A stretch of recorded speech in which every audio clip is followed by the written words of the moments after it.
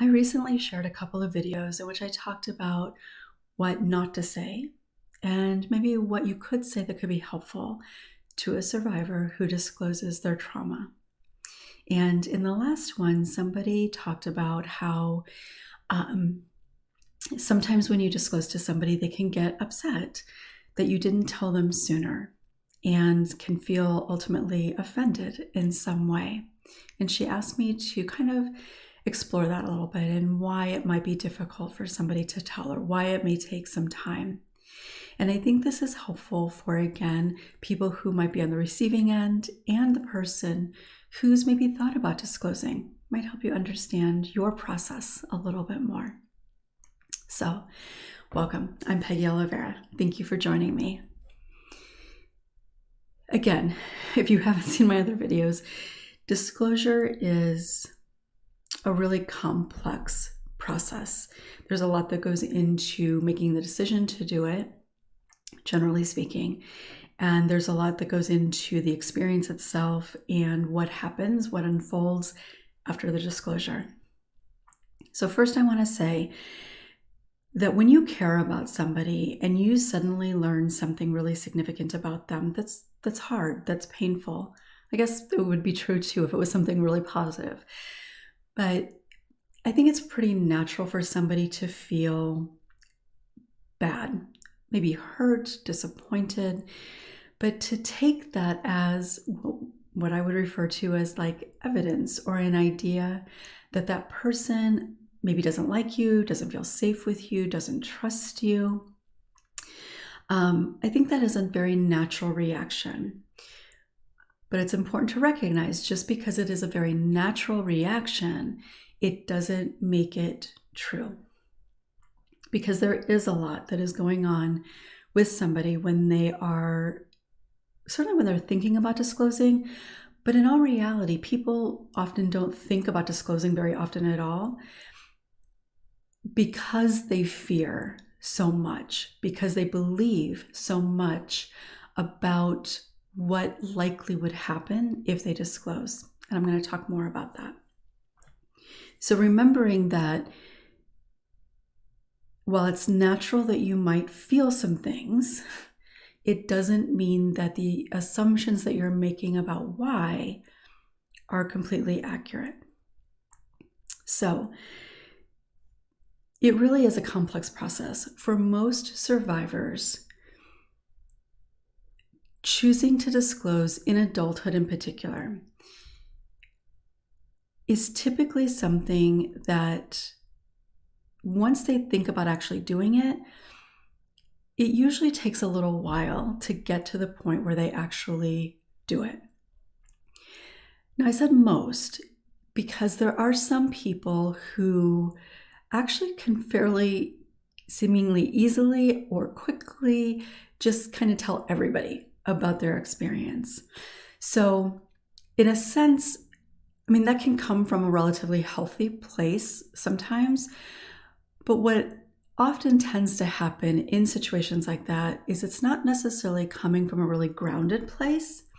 It can come from feeling that they owe people the truth. It can be like you have to warn people. It can also be kind of not a very healthy way, but a way to try to create connection or kind of be validated. Now, I want to be clear that sharing your experiences with somebody is a way to get validation. It's a way to create connection. But when it happens really quickly within a relationship, that sometimes, especially if it's not kind of reciprocated in terms of the other people meeting you in terms of that level of connection and sharing, it can often be a not so healthy way of trying to navigate it. Now, I want to be clear. Doesn't mean there's something wrong with you. It doesn't mean that you should feel bad about it. But what often happens in those situations is that people do often share with people who are not the best people to share with. Because it happens kind of so automatically, they often tend to feel really vulnerable, maybe even let down as a result of it, because it's not typically the right time for them, even though they might feel like it, not necessarily the right time for them. So if that is you, if you are a survivor and you tend to do that, again, nothing really wrong with that necessarily, but check in with yourself. How do you feel afterward? Obviously, I share it with a lot of people, right? So it's not so much that sharing in itself is wrong or sharing with a lot of people is wrong.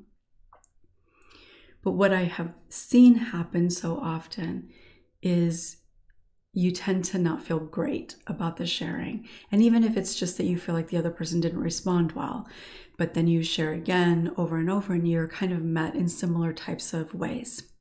So that's a little bit of a separate thing. So now let's get into what generally tends to happen. People will often believe, sometimes without even being aware that they believe this, that they're not going to be believed if they tell, that they will be judged if they tell, that the other person, part of that judgment will be that they are at fault, that if they didn't say anything about it, or if they didn't say no, they must have liked it or wanted it. There's just a lot of things connected to shame and judgment that are so deep-seated that so many people never really even allow themselves to seriously contemplate disclosing. And whether that is to a family member, a friend, sometimes even a therapist. But those ideas and ultimately those fears are so ingrained day after day, month after month, year after year, and sometimes decade after decade. So it doesn't even have to be something that you think about necessarily. It's just a reality. Just as if you're going to breathe or you're going to eat. If I tell, something bad is going to happen. And that bad thing could look a lot of different ways. And it could look all those ways at one time. So I think that's an important thing to recognize, that it doesn't have to be something that somebody intentionally thinks about and then makes a decision, no, I'm not going to tell this person because of this and this and this. Now, it can get to that point, but oftentimes it's just a deep self-protective thing that you can't tell. So then what happens is often when people start thinking about healing, however that might look for them, they find themselves thinking about a lot of things that they've never really thought about before in terms of what healing means. Could it be possible for them? What might have to happen? So there's a lot of things that people start exploring, sometimes really consciously and sometimes not necessarily. But there's a lot of, I'm going to refer to it as opportunity. Somebody in those moments might refer to it as bad things that can happen. But there's a lot to try to navigate because you've held on to this belief for so long that you can't tell. And depending on the day, the reason that you might come up with as to why you can't tell may be completely different, which just really kind of shows how it's not about a specific reason, certainly not a real reason. It's just trying to reinforce that you can't under any circumstance. So survivors generally, because they have blamed themselves, because they carry shame about their experience, because they judge themselves. And again, sometimes they might be very aware of the shame and the judgment and the responsibility that they hold. Oftentimes, they're really not, at least not to the degree and the depth of which they hold those things to be true. And when we believe these things about ourselves, when we hold shame around them, the idea of anybody else knowing that can feel literally terrifying. It can feel like life and death. And I'm saying that literally because in our nervous system, what happens is if we tell, something really bad is going to happen. And again, our nervous system doesn't know the difference between somebody judging us and being at risk of dying. It doesn't know the difference between those two things. But because we've held that shame and judgment and fear and unworthiness and all of that for so long, any fear of somebody else thinking the same things that we think is too much. So when we start thinking about telling somebody, we are confronted with that over and over again. And assuming the people in your life are relatively healthy and would be a good person to share with, you're still going to feel all of that.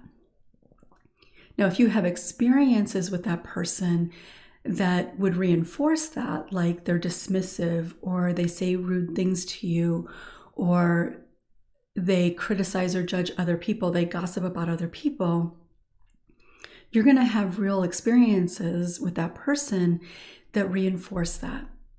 And I would say that if that is true about that person, that's probably not somebody that you want to share with. But if you are surrounded or you have somebody in your life who is relatively healthy, who doesn't gossip about people, who has supported you, you've seen support other people, is able to have difficult conversations, copes in relatively healthy ways, at least sometimes, even in that case, sharing with that person is still going to bring up all of those same fears. Because one of the things that we experience when it comes to fear and shame and judgment is we can't really see a way that somebody else isn't going to think the same way that we do about us. And again, this may not be a conscious process, which is part of the reason that it is so deeply impactful, why it keeps us in the place that it does. So working through getting to a place where you begin to feel safe enough to share with somebody, that takes a lot. It's incredibly vulnerable. And I really think that it is, for most people, probably one of the top few vulnerable things that you will ever do in your life. And the reason for that is because of the amount of shame and fear that you carry around it. Now, there are a lot of things that we do that are very vulnerable, right? Telling somebody that you love them for the first time, being the first one to say it, that's incredibly vulnerable. But you likely haven't been carrying around shame around loving somebody your entire life and holding it as a secret out of fear that if anybody knew, they'd think you're a horrible person and deserve what happened to you. So the level of vulnerability is even more significant. There's, in a sense, more at stake. So getting to the place where you believe that you want to share something with somebody takes a lot. And I think as a survivor, it's really important for you to honor that. In part because you have to just get out of your own head, right? You have to get through that part of you that has said that you could never tell, or you should never tell. So if you're actually thinking about sharing with somebody, you've pushed through that, at least to a degree. And that takes a lot.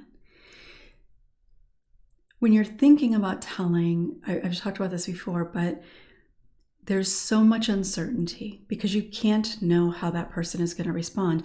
Even if you were part of a conversation with that person and somebody else, and that other person, the third person, shared something very similar, and the person you're thinking about telling responded in an appropriate, healthy, helpful way, you're likely going to tell yourself that it would be different if you're telling them. That yes, they were really lovely when they shared or when they heard this other person disclose, but they wouldn't feel the same way if I did, because I really am at fault, or because I whatever. So it really is pretty amazing how we can just manipulate and twist things in our mind in a way to reinforce what we already believe and fear. Like, really think about not just in terms of disclosure, but how we can so easily and naturally take almost anything and turn it in a way to make us, or to reinforce the things that we believe about who we are and the fears we have about what people will think about who we are. And as somebody hearing a disclosure, I want you to think about that too. Like, if all of this is present for somebody, disclosing is huge. And it really, assuming it's a relatively healthy situation, it really isn't about the person they're thinking about disclosing to. Unless that person has reason to believe, actual, like, concrete experiences. And in that case, you can still maybe watch the other video where I talked about some things that can be helpful. But you'll need to kind of work at letting that person know that you are a safe person to share with. But let's assume for this video that you are a safe person and that you will respond in a way that is helpful. Recognizing that for the person disclosing to you everything that they've had to fight against to even get to that place where they actually do disclose to you, just how profound that really is. Yes, it might be natural to feel, to worry, whatever, about how you've maybe done something to make them not trust you or something like that. But it doesn't matter who you are. They're not going to trust because they've believed for so long that they wouldn't be believed, that they would be blamed, and all of those types of things. It really isn't about you. It truly isn't. So being able to recognize that can help kind of reduce some of that intensity of feeling, maybe even your own fear about what it says about your relationship or you, so that you can be really present, trusting that it's not about you, and being able to really recognize that the fact that this person is sharing with you in this moment, what that really means, because they are trusting you.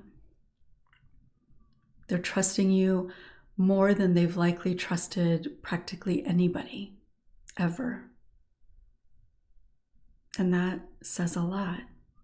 Even as a therapist, and this is true across the board, it can take a long time before somebody discloses their trauma.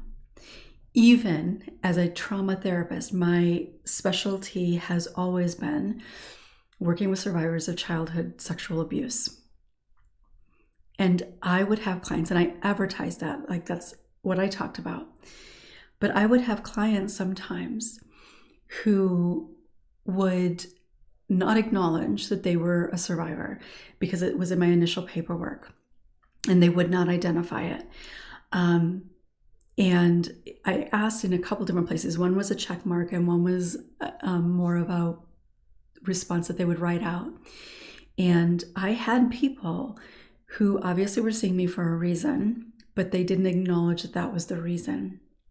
And sometimes I think I had somebody that I had worked with for a year before she disclosed that she had experienced sexual abuse. She'd been working with me for a year. She obviously trusted me to some degree.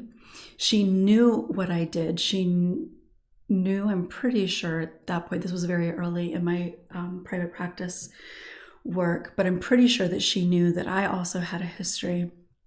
And yet it still took her a year to be able to share that with me.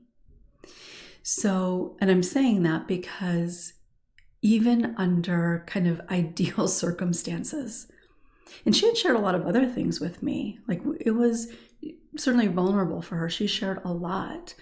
But if it takes that long for somebody to be able to feel safe enough to share, it's because of everything that was going on within her and her inability to feel safe really at all. And the same is certainly true when we're talking about sharing with somebody that we actually care about, that what they think of us matters, that if they blamed us for what happened or didn't believe us, it would be soul crushing. And that is the fear.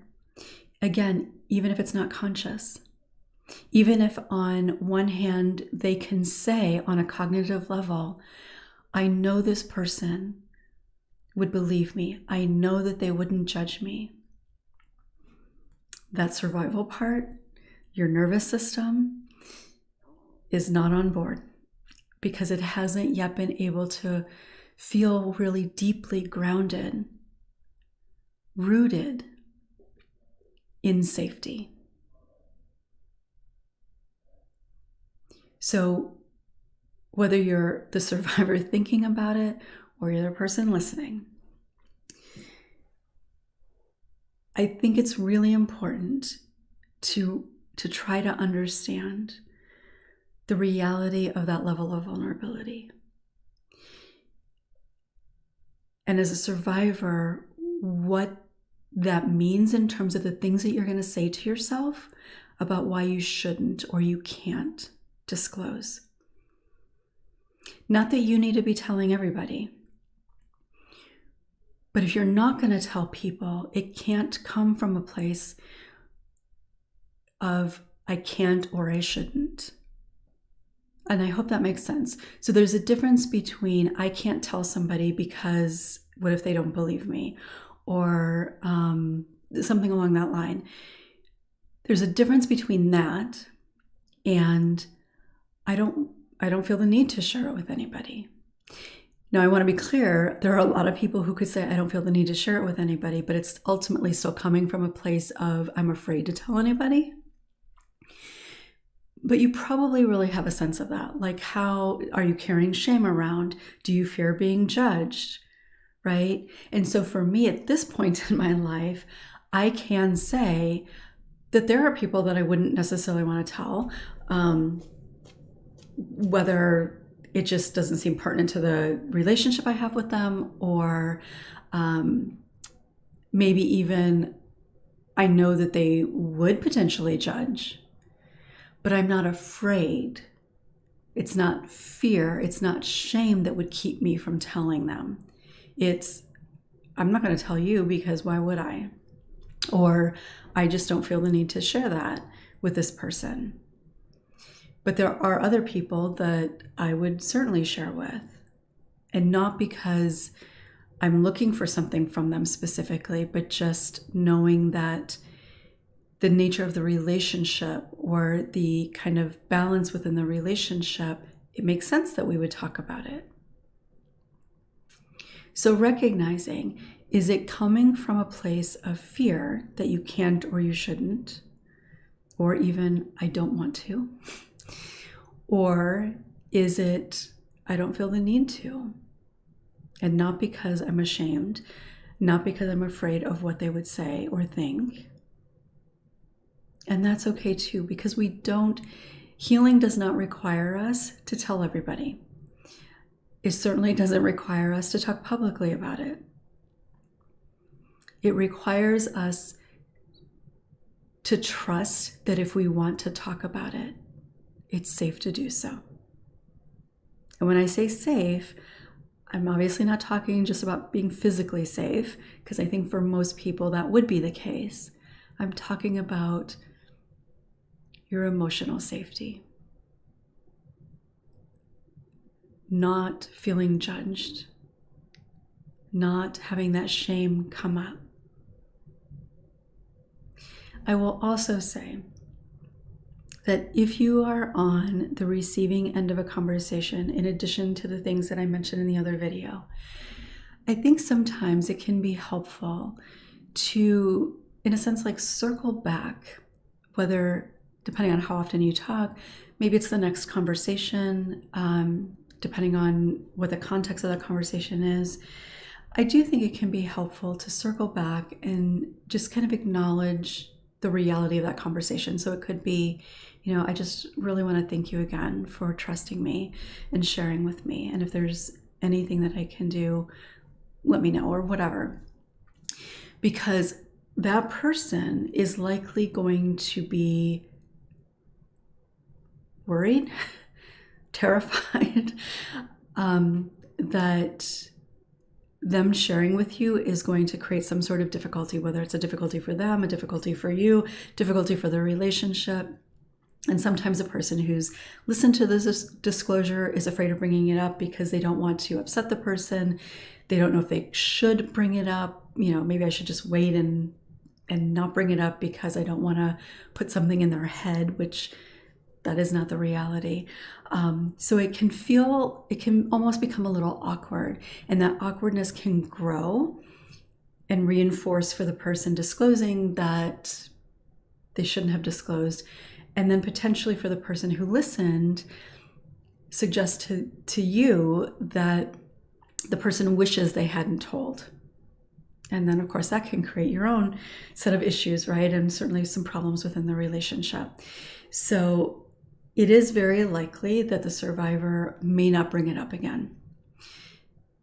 And it's not your responsibility necessarily to do it, but I think that it can be helpful to just kind of circle back and acknowledge that you are glad that the person chose to share with you, that you appreciate that. So I think that I've covered the things that I wanted to make sure I covered. If you have questions about anything, make sure to leave them in the comments. And if you have anything to add, please make sure to do so. I think this really is a very important conversation, and there really are so many nuanced aspects to every piece of this. Everything going on with the survivor, everything going on with the person listening, depending on the day. Like, there are so many factors that can play into all of it, even afterward, in the weeks following. So know that this is not just a simple thing, that it is something that often will tend to come up at least a couple of times, if not more. And whether that's a conversation or just something that you're finding yourself thinking or wondering about. And that's okay. And I did say this in the other video, depending on the nature of the relationship, who the perpetrator is, maybe your own history as a listener. If there's a lot going on for you, it may be helpful to seek professional support. Again, it could just be, a session or two, but hearing a disclosure from somebody, while an incredible honor, it can bring up some of your own stuff. We all have stuff. We all have stuff, and we're all wounded. And it doesn't even have to be a similar wound, but certainly if it is, it can often bring up stuff within us. And so having some professional support can be really helpful. And also for the survivor disclosing, if you're not in therapy, a disclosure can almost always bring up some stuff. Maybe a lot of stuff, maybe a little stuff. Maybe it doesn't seem like it really brings up anything initially, and maybe a couple days later, a couple weeks later, a couple months later even, you start noticing that you're struggling a little bit more. That's not uncommon at all. And if you're not in therapy, definitely something I would encourage you to consider, strongly consider. And if you are in therapy, please talk about it. Even if you're not struggling, talk about the disclosure, talk about how it went, talk about your experience of it, what you maybe hoped for or what you anticipated and what really happened. And there's a lot there to really kind of process for yourself, and having professional support through that can be really, really beneficial. And not just if you're struggling, but there's a lot to process with a disclosure. I've shared this before that when my sister-in-law asked about my brother, I had not planned on disclosing to her, and I had already done tons of healing. And that disclosure ended up bringing up some stuff for me that I wasn't recognizing. I did not recognize that it had an impact on me, and it did. And once I recognized it, I was able to start working through it, but there was stuff to process there, and it was a good disclosure. She was very receptive, very supportive. So it wasn't that it was bad in any way, but it was some stuff to work through. So keep that in mind on both sides, whatever side you happen to be on. And I'd love to hear from you. Really share your thoughts, your experiences in the comments. It's so helpful for other people to read. Even if they don't acknowledge that they've read it, I know that there are people reading comments from people and find a lot within them that are helpful to them. And I know that because I get emails from people. So, but people sometimes are not comfortable sharing. So know that anytime that you share something in the comments about your experience or something that you've thought about or anything like that, it really does help other people. And some of those people have even gone on to start commenting at some point down the road. So thank you for listening. Thank you for being here. If you haven't yet, make sure to subscribe and click the bell for notifications. And if you found it helpful or think somebody else might, make sure to give it a thumbs up. Thank you again for being here. I'll look forward to seeing you next time.